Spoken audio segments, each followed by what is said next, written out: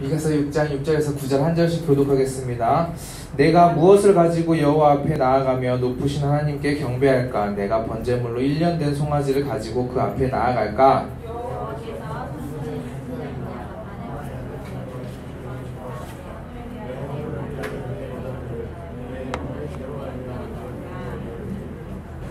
사람아, 주께서 선한 것이 무엇임을 내게 보이셨나니 여호와께서 내게 구하시는 것은 오직 정의를 행하며 인자를 사랑하며 겸손하게 내 하나님과 함께 행하는 것이 아니냐.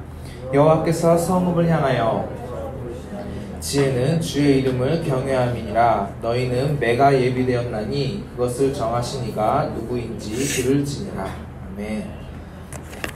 여러분들 혹시 한 끼 줍쇼라는 TV 프로그램 알아요?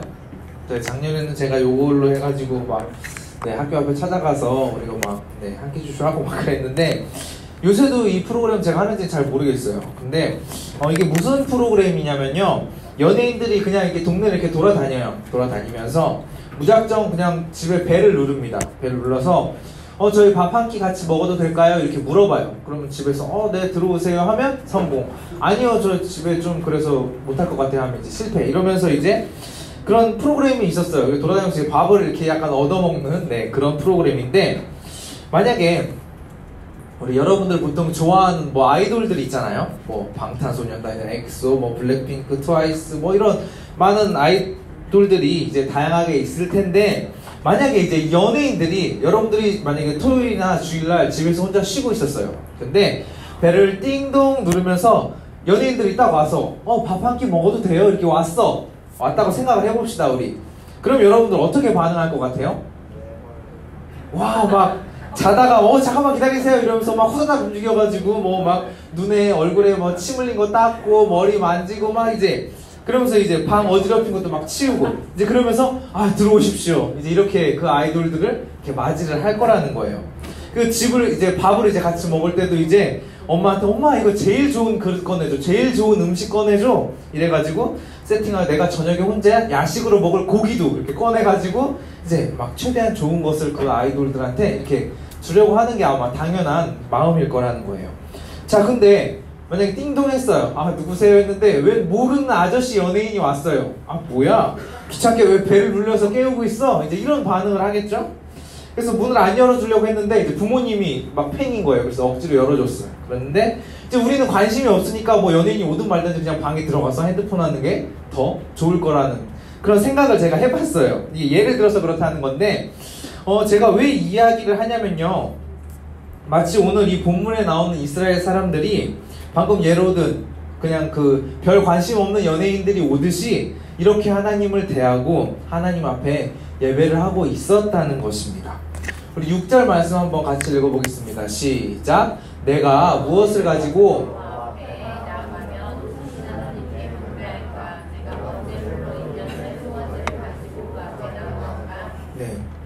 6절을 보면요, 하나님 앞에 우리가 어떻게 나아가야 하는가 하는 그 방법에 대해서 말씀을 하고 있어요. 여러분들, 우리가 하나님 앞에 나아가려면은, 하나님 앞에 예배하려면 우리가 어떻게 해야 될까요? 그냥 우리 예배하면 딱 떠오르는 건 주일날 12시에 이 자리에 와 있는 게 하나님 앞에 예배하는 걸까요? 네, 맞아요. 여기 있는 것도 우리가 하나님 앞에 예배하는 그 많은 방법 중에 한 가지 방법입니다. 근데 6절을 우리가 지금 다시 말씀을 보면 뭘 가지고 하나님 앞에 나와야 된다는 거예요. 여러분들 뭐 가지고 오셨어요? 성경책. 네, 성경책. 또 그리고 현금. 네, 헌금도 가지고 오고, 핸드폰도 가지고 오고, 우리가 여러 가지 가지고 하나님 앞에 나오잖아요. 근데 여기 말씀에 보면 특별히 뭘 가지고 나오냐면요, 1년 된 송아지를 가지고 나왔대요. 여러분 1년 된 송아지 가지고 나온 사람 없죠? 네. 여러분들 소고기 좋아하시죠? 네. 이거 드리면 하나님께서 좋아하실까요? 하나님 2 플러스 한우입니다 이러면서 딱 드리면 하나님이 좋아하실까요? 네. 7절 말씀을 한번 이어서 보겠습니다. 읽어볼게요. 시작. 여호와께서 천천의 순양이나 내 영혼을 위하여 내 마다를 내 영혼의 죄로 말미암아 내 몸에 열매를 드릴까. 6절에 이어서 7절은 더해요. 천여 마리의 그 양을 이렇게 바치거나 아니면은 만만해, 그러니까 엄청나게 많다는 건데, 그 양이 정말 강물만큼 많은 그 엄청난 양의 기름, 이것을 가지고 우리가 하나님 앞에 나아가면 하나님이 기뻐하실까요? 아니면 어떻게 하실까요? 아니면 또 밑에 나와요. 내가 죄를 지었다고 해가지고 하나님 제가 잘못했어요 해서 그 용서의 의미로 자기의 맏아들을, 자기의 내 몸의 열매인 자녀들을 하나님 앞에 제물로 이렇게 딱 바치면 하나님이 과연 좋아하실까라는 것입니다. 우리는요 때때로 이런 착각들을 해요. 하나님 앞에 잘 보이려고, 하나님이 나를 좋게 봐주셨으면 하는 마음에 그냥 겉으로 보여지는 어떤 행동에 이렇게 집중을 한다는 거예요. 하나님 저 이거 했어요, 이렇게 했어요, 저 이쁘죠, 저 잘했죠, 이러는데 하나님께서 물론 그 행동을 보십니다. 근데 그 행동을 보시지만 그 중심을 보시는 분이시기 때문에 그 행동의 중심, 그 행동을 하게 된 우리의 그 마음을 하나님께서는 더 중요하게 보신다는 거예요. 이어서 8절을 우리가 한번 읽어보겠습니다. 8절 시작. 사람아 주께서 선한 것이 오직 정의를 행하며 인자를 사랑하며 겸손하게 내 하나님과 함께 행하는 것이 아니냐. 네, 여기서 이 말씀에서는요 하나님 앞에 나아가야 할, 가지고 나아가야 할 세 가지를 지금 이야기하고 있어요. 먼저 정의를 행하는 것, 그리고 인자를 사랑하는 것, 그리고 하나님과 함께 행하는 것, 동행하는 것을 이야기합니다. 먼저 정의로운 것은 우리가 생각하는 정의랑 되게 비슷해요. 뭔가 어디로 이렇게 치우치지 않고 공정한 것, 이것을 이야기합니다. 그리고 인자를 사랑하는 것은요 바로 긍휼히 여기는 마음을 이야기하는 거예요. 이 긍휼한 마음은요 우리가 성경 원어로 보면 헤세드라고 하는 하나님의 은혜를 나타냅니다. 성경에선 이 헤세드라는 표현이 사랑, 또 긍휼, 자비, 은혜, 그리고 여기서 쓰일 때처럼 인자, 이런 다양한 표현에서 헤세드라는 단어를 사용하고 있는데 하나님이 우리에게 부어주시는 그 긍휼한 마음, 그리고 우리를 불쌍히 여기시는 마음, 그리고 그 자비로우신 마음이 우리에게 있어서는 가장 큰 은혜이고요. 우리는요 이 은혜를 구하면서 이 은혜로 하나님 앞에 나아가야 한다는 것입니다. 이 하나님이 보여주신 이 은혜 가운데서 아마 우리가 가장 먼저 생각할 수 있는 거예요. 하나님이 나에게 어떤 은혜를 부어주셨나, 어떤 사랑을 부어주셨나, 어떤 자비를 우리에게 부어주셨나 라고 했을 때 가장 먼저 떠오를 수 있는 건 뭐가 있을까요? 바로 십자가가 있다는 거예요. 예수님이 보여주신 사랑입니다. 죄의 길을 살아가는 우리를 불쌍히 여기셔서 우리를 또 사랑하셔서 그 사랑, 우리를 내가 너를 이만큼 사랑한다, 이거를 행동으로 직접 보여주신 사건이 바로 우리가 잘 알고 있는 이 하나님이신 분이 이 땅에 오셔서 우리를 위해 고난받으시고 십자가에 달리셨다, 이 부활하신 사건, 이것을 이야기한다는 것입니다. 그리고 마지막으로는 얘기하는 게 뭐냐면 세 번째, 하나님과 동행하는 것입니다. 우리가 동행이라는 이야기를 할 때, 동행이라고 말을 할 때 뭔가 이렇게 같이 가는 거잖아요. 같이 가는 것. 두 사람이 이렇게 그 길을 가고 있었어요. 근데 한 사람이 나 먼저 가야지 하고 막 뛰어갔어요. 그러면 이거를 우리가 동행이라고 하지 않아요. 그냥 동행은 같이 가는 것입니다. 같이 가기 위해서는 우리가 어떻게 해야 되냐면요, 옆 사람이 조금 빨리 가면 내가 이 사람이랑 같이 가기 위해서 나도 조금 빨리 가야 돼요. 이 사람이 조금 늦게 가요. 그러면 나도 그거에 맞춰서 늦게 가는 것이 같이 걸을 수 있는 것, 같이 동행하는 것이라는 거예요. 하나님이랑 동행하는 삶도 마찬가지입니다. 하나님이 천천히 가고 계시는데 내가 빨리 가고 싶다고 우다다다다 달려가면은 이게 동행이 아니라는 거예요. 하나님은 왼쪽으로 가시는데 나는 오른쪽이 좋은 것 같아요. 오른쪽으로 가버리면 이것도 동행이 아니라는 것입니다. 바로 네. 각각 반대 방향으로 가, 왼쪽 오른쪽으로. 네네. 하나님이 받으시는 경배, 하나님이 받으시는 예배는 어떤 거냐면요, 내 마음대로 내가 하고 싶은 대로 하는 예배가 아니에요.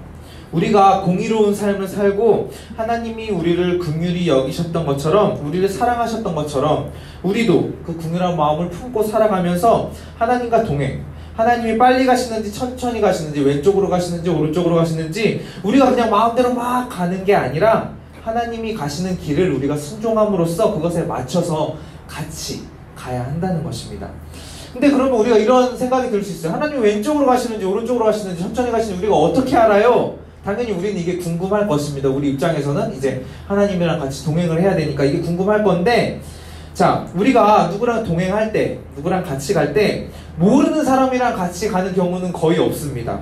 친한 사람이랑 우리가 같이 갈수록, 친한 친구나 내가 좋아하는 사람이랑 같이 갈수록 그 같이 동행하는 길이 지루하거나 힘든 길이 아니에요. 우리가 기쁘고 즐거운 길이 될 수 있다는 거예요. 우리가 친한 사람이랑 같이 갈 때 막 힘들게 가지 않아요. 그냥 나는 이 사람이랑 같이 가니까 너무 행복해. 난 이 사람이랑 옆에 같이 걸을 수 있어서 너무 좋아. 기쁘고 즐거운 길이 된다는 것입니다. 이렇게 우리가 하나님이랑 먼저 친해질 때 그 하나님과의 동행은 우리가 하기 싫은 걸 억지로 하나님이 끌고 가자 해가지고 막 끌려가는 것이 아니라 자연스럽고 즐겁고 기쁜 삶이 되는데, 이 모든 답은 어디에 있냐면 말씀에 있습니다. 말씀. 하나님이 왼쪽으로 가는 걸 좋아하시는지, 어디로 가시는지, 하나님이 어떤 분이신지 이 말씀에 우리의 삶에 필요한 내용들로 가득 채워져 있다는 것입니다. 이 말씀에서 떠나 있으면 우리는 하나님이 가시는 방향이랑 그냥 상관없이 내 생각으로 생각해요. 하나님이 이거 좋아하시나? 내 계산으로 하나님이 이거 좋아하시나? 판단하고 그냥 내 마음대로 하나님이 이건 좋아하시겠다, 그냥 내 마음대로 결정하고 행동해버린다는 것입니다. 이스라엘 민족들은요, 이 하나님의 말씀이랑 상관없이 그냥 자기들이 생각했어요.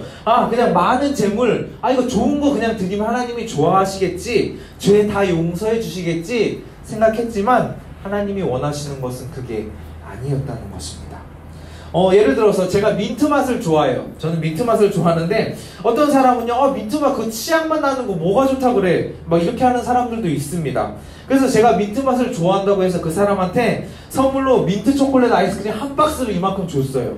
제 기준에 있어서는 이 선물은 정말 좋은 선물이 되겠죠. 근데 이거 싫어하는 사람한테는 뭐 나한테 이런 걸 줘? 좋은 선물이 아니라는 것입니다. 그렇기 때문에 우리는 마찬가지로 말씀을 통해서 하나님에 대해서 아는 것이 필요할 수밖에 없어요. 심지어는 이 예배 드리는 것마저도 그냥 우리 생각으로 열심히 내가 예배 드리면 되겠지, 근데 이게 아니라는 것입니다. 창세기 4장 3절에서 5절 보면 우리가 잘 아는 가인과 아벨의 제사의 내용이 나와요. 가인은요, 땅의 소산을 드리고요, 그 땅의 소산이 뭐냐면 땅에서 자란 곡식, 열매, 나무 이런 걸로 이제 예배를 드렸다는 거예요. 근데 하나님께서는 이 제사를 받지 않으셨다라고 합니다. 왜 하나님께서 안 받으셨을까요? 겉으로만 보면 딱 보이는 차이가 있죠. 예배의 방법. 아벨은 양으로 예배를 드렸죠. 가인은 곡식으로 예배를 드렸어요.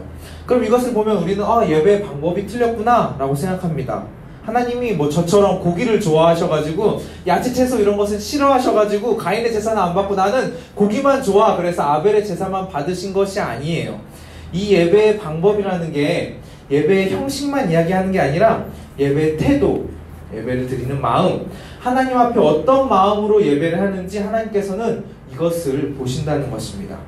가인의 제사는 하나님이 원하시는 예배가 아니라 자기 마음대로 드리고 싶은 예배였기 때문에 하나님이 그 제사를 받지 않으셨다는 거예요.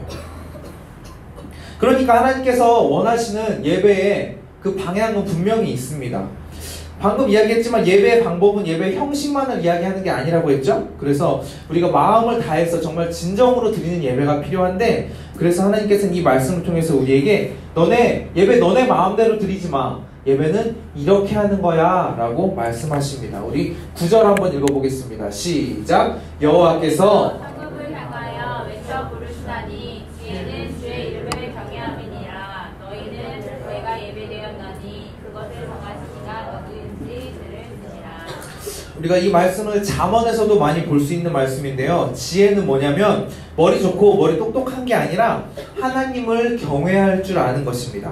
내가 짱이야, 그냥 내가 하고 싶은 대로 하면 돼, 이게 아니라 우리가 하나님을 두려워할 줄도 알아야 되고요, 하나님을 바라보고 하나님이 무엇을 원하시는지 우리에게 주신 말씀대로 우리가 순종하고 하나님의 말씀대로 우리가 따르는 삶이 우리에게 필요하다는 것입니다. 이게 바로 우리가 하나님이 하나님으로서 우리가 하나님을 대우해드리는 방법이라는 거예요.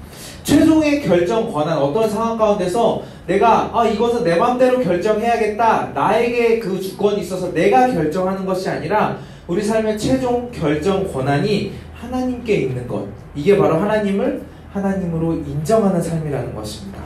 하나님은요, 우리의 기도를 들어주시는 램프의 진이도 아닙니다. 그리고 평소에는 존재하지도 않다가 그냥 우리 필요할 때만 딱 나타나시는 분도 아니에요. 우리가 하나님을 하나님으로 제대로 바로 볼 때 우리의 삶은 자연스럽게 하나님을 경외하는 삶으로 이끌려 간다는 것입니다.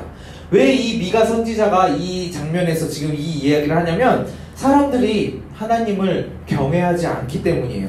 그냥 자기 좋을 대로, 나 편한 대로 하나님, 저 그냥 이렇게 선물 많이 드릴 테니까 저 그냥 저 편하게 하겠습니다. 그냥 자기 좋을 대로 하나님을 섬기면서 내가 이렇게나 많이 양을 드리고 기름을 드리고 바치는데 하나님이 당연히 좋아하시겠지라고 생각하면서 그냥 자기 마음대로 예배 드리고 하나님이 받든지 말든지 상관없이 그렇게 살았다는 것입니다. 아까 우리 위에 읽었던 것들, 1년 된 송아지를 하나님 앞에 드렸죠. 그리고 7절에 보면 7절에 보면 수천 마리 양이랑 강물 같은 많은 기름을 바칩니다. 그리고 심지어는 자기의 자식들마저 제물로 바쳐요. 내가 이렇게 사랑하는 자녀 하나님 앞에 내가 드립니다. 이렇게 바친다는 거예요. 이것이 당시 이스라엘이 하나님 앞에 드렸던 예배의 현 상황입니다. 정말 이건요 호화스러운 예배였어요. 막 셀 수 없는 그 양들이랑 그 기름이 막 한 번에 그 제사로 바쳐지는 걸 여러분 상상을 해보세요. 이렇게 좁은 데서 예배드린 게 아니에요. 엄청난 그 규모의 그 예배였습니다. 근데 이런 호화스러운 예배, 이 엄청난 큰 예배는 하나님이 원하시지 않는 예배였다는 것, 이게 중요하다는 것입니다. 여러분 생각을 해보세요. 한번 생각을 해볼게요. 자, 여러분 헌금을 내요. 우리 헌금 내잖아요. 하나님이 1,000원 낸 친구랑 10,000원 낸 친구랑 어떤 친구의 헌금을 더 기뻐하실까요? 우리는 상식적으로 우리는 받은 만큼 돌려주는데 되게 익숙하잖아요. 그래서 내가 10,000원 드렸으니까 내가 1,000원 주네. 원하는 하나님이 많이 축복하실 거야 라고 생각을 하는 경우가 많이 있어요. 근데 하나님은 우리한테 돈 많이 내라고 하신 적이 단 한 번도 없습니다. 10,000원이든지 1,000원이든지 100원이든지 그것을 드리는 마음을 하나님께서는 받으신다는 거예요. 우리가 100원짜리 하나를 하나님 앞에 드린다고 하더라도 이걸 우리가 헌금함에다가 덩크슛 이렇게 넣는 게 아니라 하나님 이게 제가 하나님 앞에 드리는 마음입니다. 제 마음을 받아주세요. 이렇게 드리는 사람은 그냥 던지듯이 돈을 드리는 사람이랑 하나님이 받으시는 게 다를 수밖에 없다는 거예요. 하나님 제가 양 1,000마리나 이렇게 드립니다. 하나님 좋으시죠? 제가 이 비싼 기름을 강물만큼 많이 하나님 앞에 드립니다. 하나님 좋으세요? 아니요. 하나님은요 이런 거 필요 없으세요.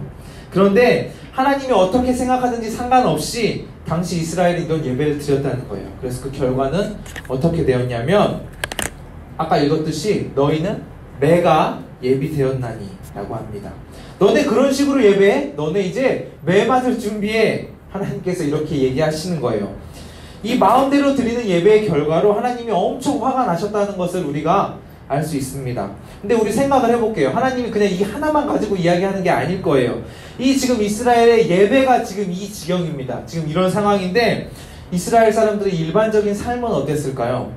예배마저도 그냥 이렇게 마음대로 드리는데 일반적인 삶은 당연히 그냥 더 막 가는 삶, 마음대로 사는 삶, 난리도 아니었다는 것입니다. 우리가 지금 시간이 없어서 다 읽어보지는 않았지만 10절부터 말씀에 뒤에 보면 그게 나오는데 막 사기를 쳐요. 그러면서 악한 방법으로 돈을 벌어요. 부자는 더 배부르기 위해서 약한 사람을 더 괴롭혀서 뜯어냅니다. 이런 악한 삶을 이스라엘이 살아가고 있었다는 것입니다. 이것을 보면서 정말 삶으로 예배하는구나 라고 절대 이야기하지 않아요. 예배의 본질은 아까도 이야기했지만 정의, 공의로운 것, 은혜, 하나님과 동행하는 것인데 여기서 이 모습들을 찾아볼 수가 없다는 것입니다. 근데 우리가 막 남의 것을 뺏고 막 강한 사람이 약한 자를 짓누르고 이런 것을 보면서 우리가 전혀 당황하지 않는 이유가 있어요. 그런 것보다 하는 이유가 있어요. 왜 그러냐면 여기에 이 모습들을 우리의 근처에서도 금방 쉽게 찾아볼 수 있는 모습들이라는 거예요. 우리의 주변에서도 이런 모습들이 동일하게 지금 일어나고 있다는 것입니다. 마치 이 일들이 그냥 수천 년 전에 이스라엘에서만 있었던 일이구나, 이게 아니라는 거예요. 속이고 뺏고 막 남의 걸 괴롭히고 이런 모습들이 이미 우리의 삶 가운데 너무 친숙하고 익숙하게 들어와 있다는 거예요. 근데 그렇다고 해서 이런 것들이 우리가 당연시 되어져서는 안 된다는 것입니다. 왜냐하면 우리는 우리 안에 예수님을 통해서 예배하는 그리스도인이기 때문입니다. 우리의 예배가 무너졌다면 먼저 우리는 예배의 회복이 필요해요. 사실 이 예배라는 것도 간단한 게 아니에요. 뭐 심리학, 공학, 인문학 뭐 이런 학문들처럼 예배학 따로 있어요. 왜 따로 있을까요?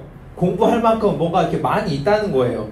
근데 간단히 정리를 하자면 하나님께 드리는 예배는요, 우리의 기쁨이 되어야 됩니다. 억지로 드리는 예배가 아니고 형식적으로 드리는 예배가 아니라 예배의 이 상황 가운데 우리의 기쁨이 있어야 되고요, 우리의 삶이 예배가 되어야 된다는 것입니다. 그냥 주일날 교회만 와서 예배 드리고 끝, 그리고 삶에 돌아가서는 그냥 막 사는 삶, 세상 사람들처럼 속고 속이는 삶, 남의 거 뺏는 삶, 그냥 그러면서 내가 그 안에서 누리고 기쁨을 얻고 그런 삶이 아니라 오늘의 말씀처럼 하나님의 정의, 하나님의 공의대로 살아가는 것도 우리의 삶 가운데서 필요하다는 것입니다. 우리 기독교에서 도덕을 이야기하지 않는 게 아니에요. 당연히 하나님의 말씀대로 살아가는 삶은 도덕은 당연히 따라가는 것입니다. 그리고 두 번째, 아까 처음에 제가 한 끼 줍쇼 이야기한 것처럼 하나님 그리고 하나님께 드리는 예배에 관심이 없으면요, 우리가 개인적인 예배가 우리가 제대로 드려지든지 말든지 관심도 없고 신경도 쓰지 않을 것입니다. 근데 우리가 하나님 앞에 관심이 있고 우리가 하나님을 바라보고 우리가 하나님을 좋아하고 하나님을 사랑한다면 우리의 예배는요, 기쁨의 예배가 되고, 이 예배가 단순히 그냥 이 주일날 한번 여기서 드리고 끝나는 예배가 아니라 매일의 삶 가운데서 우리 하나님을 묵상하고 하나님과 동행하면서 삶으로 드리는 예배가 자연스럽게 드려진다는 것입니다. 어쩔 때 우리가 하나님을 사랑할 때 그렇게 된다는 것입니다. 하나님이 우리를 사랑하셨듯이 우리도 하나님을 사랑하면요, 우리가 하나님이 사랑하신 나 말고 내 이웃, 내 친구, 내 가족도 사랑할 수 있습니다. 아까 헤세드라고 하나님의 그 은혜에 대해서 잠깐 이야기를 했는데, 사랑, 긍휼, 자비, 은혜, 인자, 제가 아까 이런 뜻이라고 했죠? 네, 우리에게도 긍휼한 마음이 필요합니다. 하나님이 우리를 긍휼히 여기시듯이 우리도 우리 주변의 사람들에게 긍휼한 마음을 품을 필요가 있다는 거예요.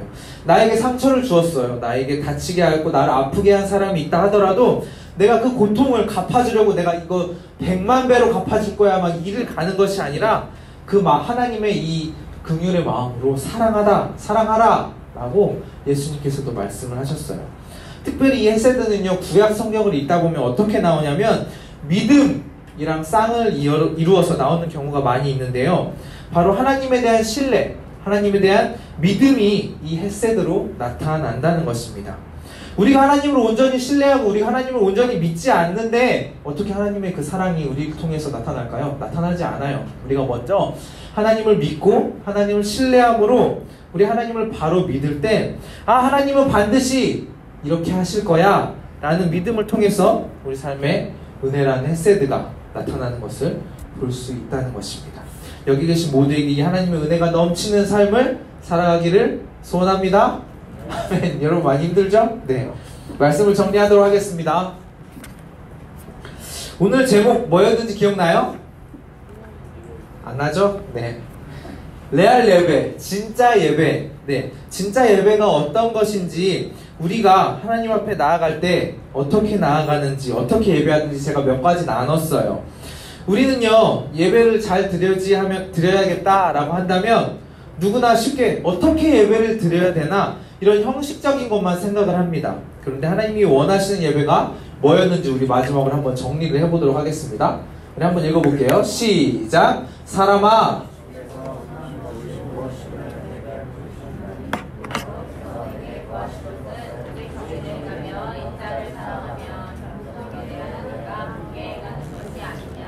네.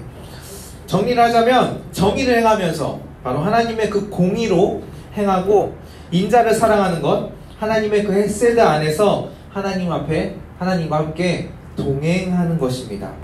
이 삶으로 드리는 예배를 위해 매일의 삶이 우리가 하나님 앞에서 살아가듯이 그냥 하나님이랑 상관없이 내 마음대로 살아가는 것이 아니라 매일의 순간마다, 매 상황마다 우리가 하나님이 내 옆에 계시는 것처럼, 하나님 앞에 선 것처럼 그렇게 하나님 앞에 동행하며 살아가기를 소원하며 우리가 이 시간에 함께 결단하면서 우리의 삶이 진짜 예배를 드리는 삶이 되도록 함께 우리가 찬양하고 기도하도록 하겠습니다. 찬양팀 준비해 주시고요.